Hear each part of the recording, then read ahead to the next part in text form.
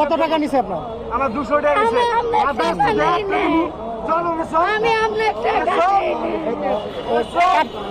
কার টাকা নিছো তুমি? কার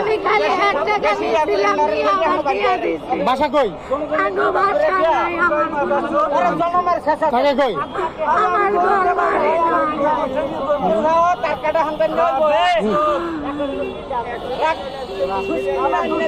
কত টাকা নিছো তুমি ওনার কাছ থেকে?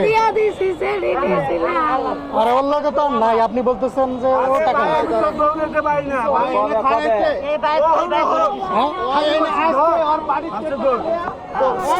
দুই ভিক্ষুকের কাছ থেকে তারা প্রতিবন্ধী দুই ভিক্ষুকে, একজনের হাতটা নাই, একজনের একটা পা নাই, একটা হাত নাই। এখান থেকে 10 বছরের এক ছেলে থাবা দিয়ে দুজনের কাছ থেকে 200 করে 400 টাকা নিয়ে পালিয়ে যায়। এরপরে ধরা পড়লে যা ঘটলো, প্রথমে স্বীকার করে না, পরে ছেলেটা স্বীকার করবে। এই হলো আমাদের দেশের পরিস্থিতি।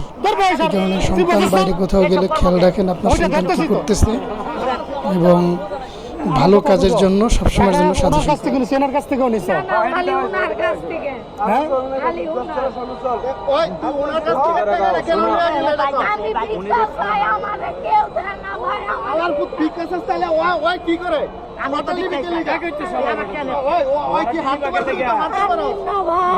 আরেক বেটারে ধরো ভাই, আমার 10 টাকা